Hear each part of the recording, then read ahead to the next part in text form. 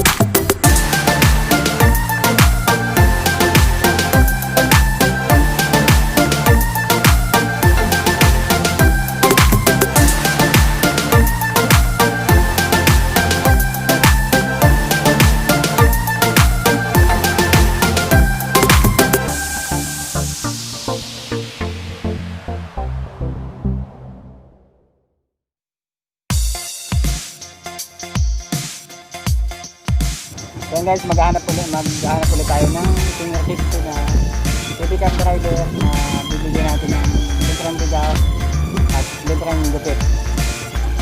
So, ayun guys, maghahanap pa tayo. So ayun guys, kasi una natin customer ngayon si tatay. So, PWD siya, hindi siya nakakita. Kaya nagkatagal ka na? Ano, wag na nag-ulit.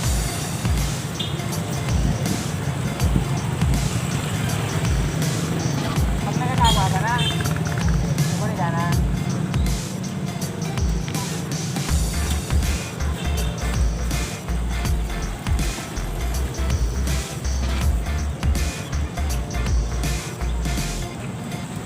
Teka mo kayo mabukang kayo dito. Ito yung mataupang.